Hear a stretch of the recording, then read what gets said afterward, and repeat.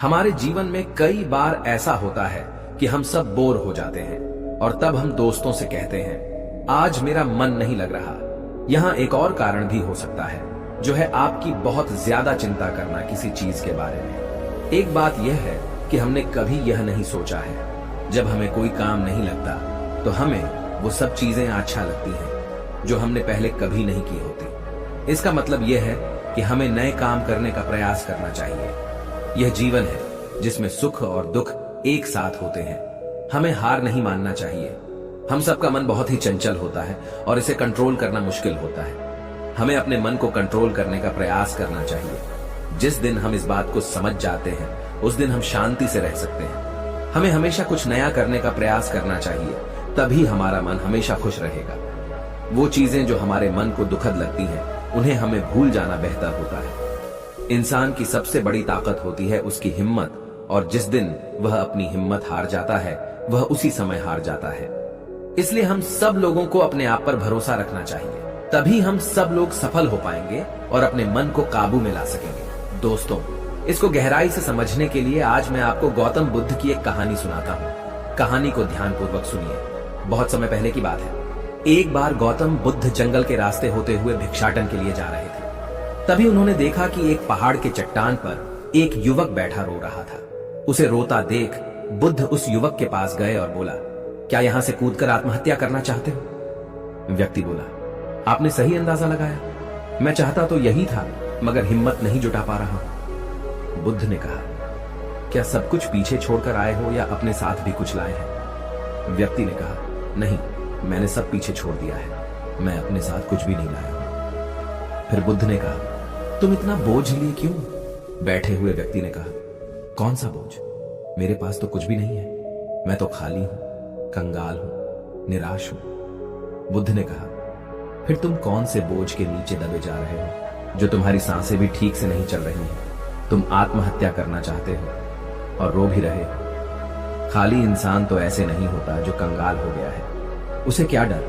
अपने अंदर में झांको और देखो कि तुमने कितना बोझ उठाया है, कितना कुछ तुम अपने सर पर ओढ़ रहे हो। इसे उतार कर रख दो, थोड़ा हल्का हो जाओ। कब तक इस बोझ के नीचे दबे रहोगे?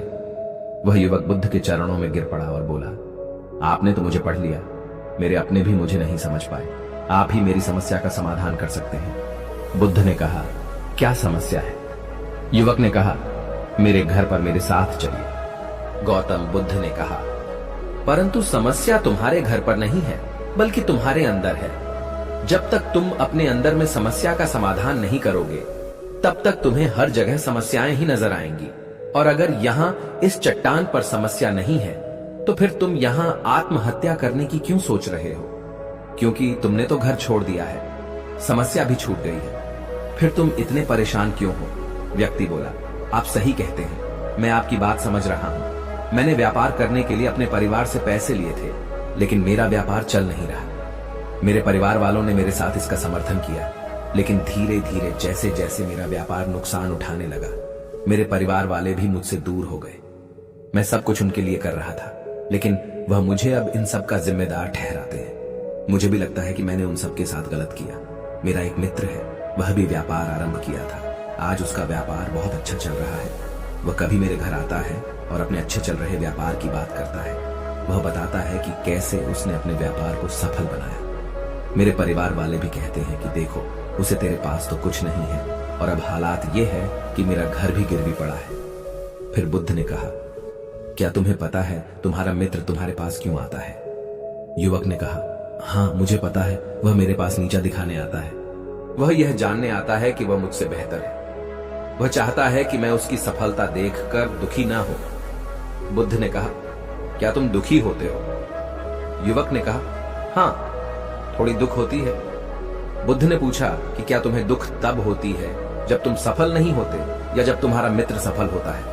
युवक ने थोड़ी देर सोचा और बोला कि मेरी खुशी तब होती है जब मेरा मित्र सफल होता है। बुद्ध ने कहा कि तुम्हारी खुशी तुम्हारे मित्र के ऊपर निर्भर करती है। तुम्हारा मित्र चाहे तो तुम्हें खुशी दे सकता है और चाहे तो दुखी कर सकता है। तुम अब अपने कामों से कुछ नहीं कर सकते, क्योंकि तुम्हारी खुशियां और तुम्हारा दुख दूसरों के व्यवहार से आते हैं। तुम्हारी समस्या का कोई समाधान नहीं है, क्योंकि तुम्हारी खुशियां और तुम्हारा दुख दूसरों के परिणाम से होते हैं। तुम खुद से भी नहीं खुश और नहीं दुखी हो सकते। तुम अपने मित्र के प्रभाव में हो गए हो। तुम्हारी समस्याओं का कोई समाधान नहीं है, क्योंकि तुम्हारी खुशियां और तुम्हारा दुख दूसरों के व्यवहार से आते हैं। युवक ने कहा, ऐसा नहीं है, मुझे आप पर आशा है। बुद्ध ने कहा, जब हम दूसरों से आशा बांधते हैं तो हम दूसरों पर निर्भर हो जाते हैं। अगर मैं तुम्हें कोई रास्ता नहीं देता तो तुम दुखी रह। तुम्हें घर बैठे कुछ अनुभव मिल रहे हैं। संघर्ष करो, हार मत मानो, कर्म करते जाओ। बुरे से बुरा वक्त या अच्छे से अच्छा वक्त दोनों ही गुजर जाते हैं, लेकिन इन दोनों वक्त को देखने के लिए जीवित रहना जरूरी है। और जब तुम्हारा अच्छा वक्त शुरू होगा तब तुम्हारा मित्र तुम्हें अपनी सफलता की कहानी नहीं बताएगा, वह अपनी असफलताओं की कहानी बताएगा, ताकि तुम गलत निर्णय ना लो। तब भी अपनी ही बुद्धि का प्रयोग करना है। उस समय भी वह तुम्हें दुखी करने आएगा, क्योंकि उसे भी उतना ही मजा आता है तुम्हें दुखी देखने में जितना कि तुम्हें आता है उसे दुखी देखने में। युवक ने कहा, आप सही कहते हैं, मेरे जीवन को मैं नहीं चला रहा हूं, दूसरों ही इसमें सुख और दुख भर रहे हैं। लेकिन क्या अपनों के लिए कुछ करना गलत है? मैं अपने परिवार के लिए अच्छा करना चाहता था, लेकिन वह परिवार ही अब मेरे साथ नहीं है। बुद्ध ने कहा, तुम भलाई चाहते हो। वास्तव में इस दुनिया में सभी लोग भलाई होना ही चाहते हैं। वे चाहते हैं कि हम कुछ करें तो लोग उसकी प्रशंसा करें। प्रशंसा न होने पर हम दुखी हो जाते हैं। हमें लगता है कि सब मतलबी हैं। लेकिन अगर तुम किसी को अपना परिवार मानते हो और उसके लिए कुछ करना भी चाहते हो, तो तुम्हें ऐसा क्यों लगता है कि तुम दूसरों के लिए कर रहे हो? तुम अपने लिए ही कर रहे हो। अगर तुम्हें लगा कि तुम दूसरों के लिए कर रहे हो तो तुम दुखी हो। अब मैं अपनी किस्मत अपने हाथ में ले लूंगा। अब चाहे यह अच्छा हो या खराब, मैं हार नहीं मानूंगा। गुरुवर, क्या आप मुझे कुछ दे सकते हैं? जब मेरे जीवन का सबसे बुरा समय आए तो क्या आप मेरे साथ रह सकते हैं? गौतम बुद्ध मुस्कुराए और कहा, यह छोटा सा डिब्बा मैं तुझे देता हूं, इसे हमेशा अपने पास रखना। इसमें एक ऐसा रहस्य छिपा है जो तुझे सबसे बड़े दुख से बाहर निकाल सकता है। लेकिन इसे तभी खोलना जब तुझे लगे कि सब बेकार है, मेरे बोल भी बेकार हैं, यह दुनिया भी बेकार है, यहां रहना भी बेकार है। वह युवक उस डिब्बे को लेकर चला गया। उसने गौतम बुद्ध की बातों को प्राप्त किया और व्यापार करना शुरू किया। उसका व्यापार अच्छी तरह चला। उसका जीवन भी अच्छा बीत रहा था। परिवार वाले भी उसके साथ आ गए थे। अब वह जो कुछ भी कर रहा था सब अपने लिए ही कर रहा था। भूतकाल की चिंता भी वह छोड़ चुका था। भविष्य की चिंता भी वह नहीं करता था।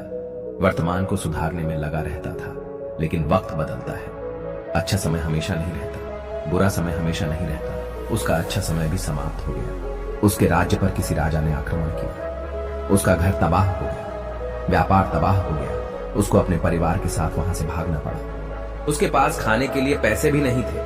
भूख से उसके माता पिता की मौके पर हो गई। वह अपनी पत्नी, एक छोटे भाई और 2 बच्चों के साथ यहां वहां भटक रहा था। उसके बच्चे बीमार थे।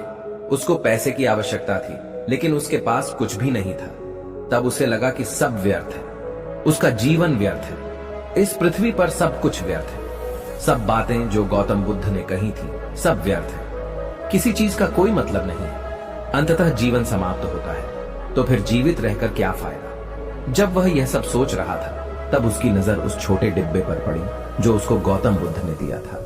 उसने उसे खोला। उसमें एक पर्ची थी जिस पर कुछ लिखा था। उसने उसे पढ़ा और जोर से हंसने लगा। उस पर्ची पर लिखा था कि यह वक्त भी गुजर जाएगा।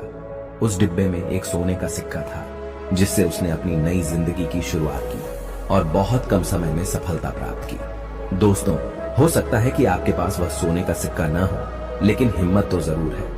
हमें बुरे समय में हिम्मत नहीं होनी चाहिए, बल्कि डटकर सामना करना चाहिए। कुछ न कुछ हासिल कर ही लेंगे। ये कहानी आपको कैसी लगी हमें कमेंट बॉक्स में कमेंट करके जरूर बताएं और चैनल को सब्सक्राइब करें। नमो बुद्धाय।